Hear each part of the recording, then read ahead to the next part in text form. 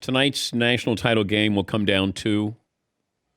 Well, it's going to come down to whether or not Ohio State can limit the amount of big plays that this Alabama offense can create. I mean, we saw that throughout the course of the season, but in particular in the semifinal game versus my alma mater. And then on the flip side, I think Justin Fields has to have a similar game to what he had in the semifinal game, which was his best game as a college quarterback. So if he can go toe for toe, or again, blow for blow, like I mentioned earlier in the NFL games, but if he can do that versus this Alabama offense, I think they stand a chance. But the biggest question mark right now, Dan, is, how big of an impact COVID will have potentially on the D-line and how healthy Justin Fields is going to be with that rib injury that he's dealing with.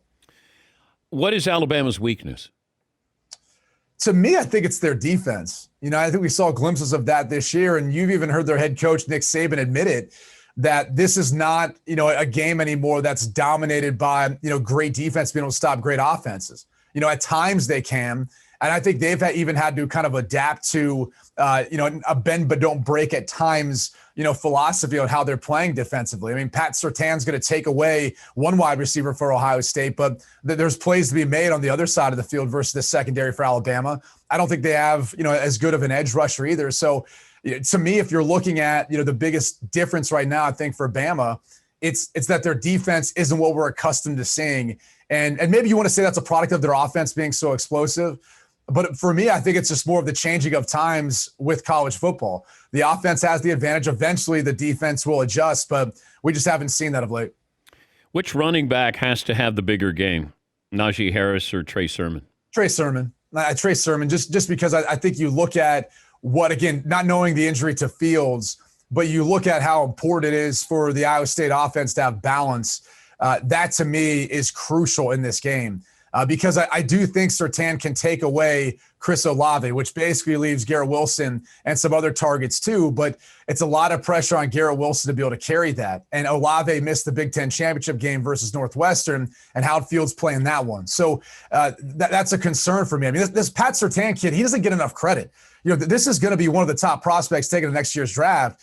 And talking to the Notre Dame coaching staff before the semifinal game, they're like, if we throw at this kid, it's a mistake, okay? Like Ian Book made a mistake if they throw his way, and they did once, and it would have been an interception if Surtain got his foot in bounds, but he didn't. So I think you've got to have that balance. You've got to have the ability to run the football, and also to potentially give their defense a bit of a break and not have to have them out on the field all the time trying to cover, the Heisman Trophy winner in Smith, and if Waddle plays, but all the other playmakers they have with Najee Harris too in the backfield.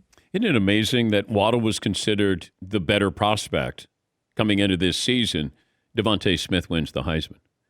Yeah, I mean, and give him credit for the way he stepped up when Waddle went down. A lot of guys sometimes maybe fade in that, or they can't handle the fact that they're seeing the best cornerback. They're seeing maybe more cloud coverage or bracket coverage at times. But again, going back to that semifinal game versus Notre Dame, talking to some of the coaches with that staff, one of the things that was mentioned to me was you don't realize how fast he is until you get out there on the field, because he's this smooth, long strider, and you think you've got a good angle on him, and next thing you know, he slides up the sidelines or he's running across the field, and you end up missing a tackle, or you end up not even being able to get a hand on him. So that's going to be the challenge for Ohio State. And look, they've got talented wide receivers who have speed, but they don't move the same way as that Slim Reaper, as they call him, in Devontae Smith, and the way he kind of slides around and smoothly gets yards after the catch. So, and that's the thing for Ohio State's defense.